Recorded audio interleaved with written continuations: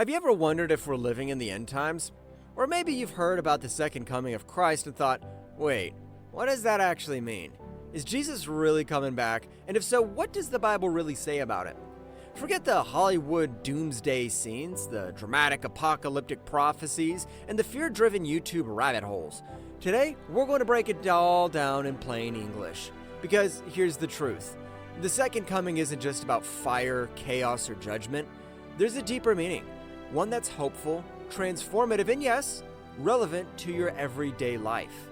Whether you're religious, spiritual, or just plain curious, you want to stick around for this. By the end of this video, you'll not only understand what the Bible really teaches about Christ's return, you'll also discover how it speaks directly to the human heart, our struggles, and our deepest desire for peace, justice, and renewal. Let's dive in. Before we talk about what's coming, let's talk about where we are. When we look at the world today, wars, inequality, corruption, broken systems, it's no surprise people feel like something's off. That feeling, that deep longing for something better, is actually part of the story. The Bible calls this the groaning of creation. In Romans 8:22 it says, "The whole creation has been groaning as in the pains of childbirth right up to the present time." It's a poetic way of saying that the world is waiting for a better reality, and the second coming of Christ is at the center of that hope. But let's be clear, this isn't a sci-fi plot or a fear-based prophecy. It's a deeply spiritual message about renewal, healing, and ultimate justice. So what is the second coming, really? Let's unpack it step by step. You might be surprised to learn that the Bible talks about the second coming of Christ in dozens of places, and not just in the book of Revelation. Let's look at a few key passages. Matthew 24:30 through 31, "They will see the Son of Man coming on the clouds of heaven with power and great glory, and he'll send his angels and gather his elect." This is one of the most quoted verses. It paints a picture of Jesus returning visibly, not secretly, and bringing people together. But notice something, it's not about destroying everything, it's about gathering, restoring, and making things right. 1 Thessalonians 4:16 through 17, "The Lord himself will come down from heaven, and the dead in Christ will rise first. Then we who are alive will be caught up to meet the Lord." Again, the message is clear. This event is hopeful, not horrifying. It's about reunion, and it's about life triumphing over death. Revelation 21:3 through 4. "God will dwell with them. He will wipe every tear from their eyes. There will be no more death, or mourning, or crying, or pain." This is the heart of it all. The second coming is about restoration, not destruction. It's not a scary ending, it's a new beginning. And here's a key point that often gets lost. The second coming is not about escaping the earth. It's about renewing it. The Bible talks about a new heaven and a new earth, a world where justice, peace, and love reign. Sounds good, right? So let's go deeper. Why does this even matter?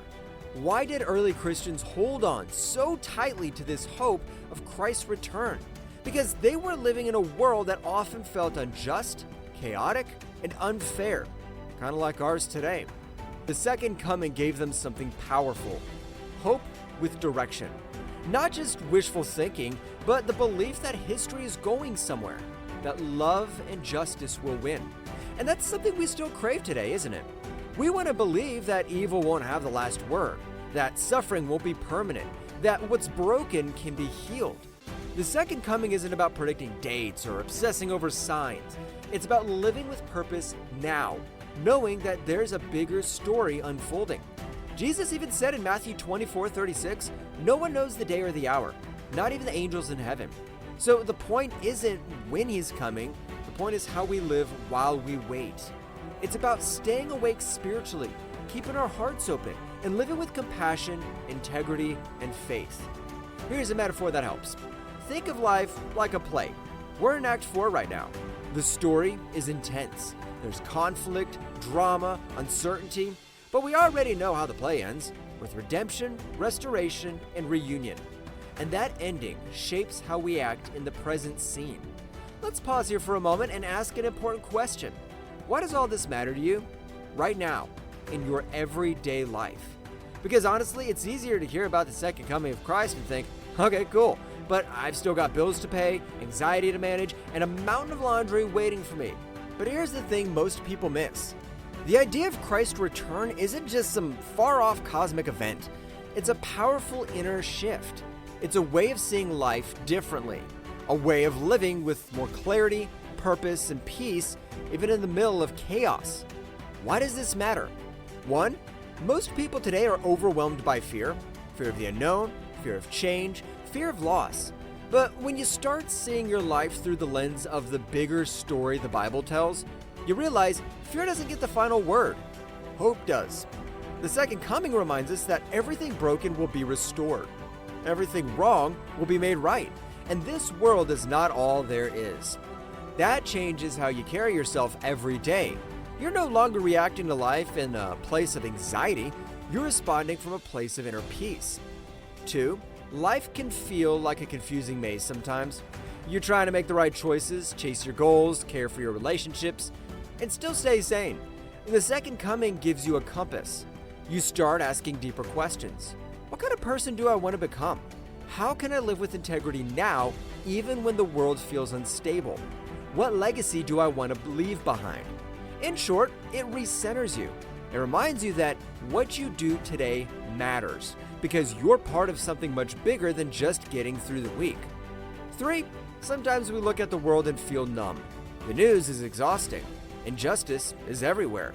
It's tempting to just check out emotionally and say, nothing's ever going to change.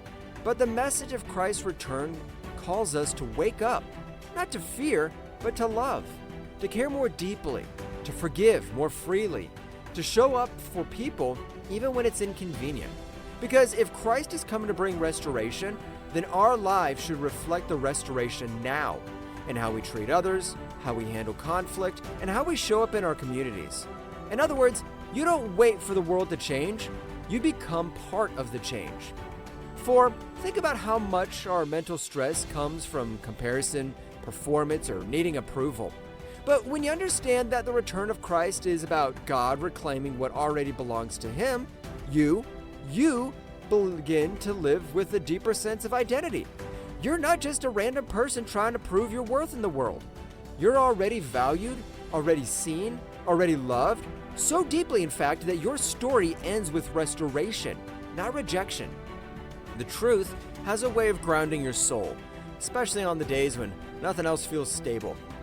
5. It reframes your struggles as temporary, not permanent. And maybe this is the most powerful impact of all. When you're going through something painful, a loss, a disappointment, a mental health battle, it's easy to feel like you're stuck there forever. But the Bible's message is clear. We do not lose heart, for our light and momentary troubles are achieving for us an eternal glory that far outweighs them all. 2 Corinthians 4:16-17. That doesn't mean your pain isn't real. It means it won't define you. The second coming reminds you that your suffering isn't the final chapter. Healing's coming. Restoration's coming.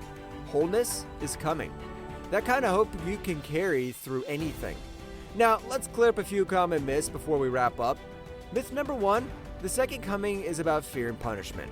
Nope, the Bible shows it's about hope, healing, and restoration. Myth 2, you have to decode secret signs and predictions. Jesus actually discouraged that.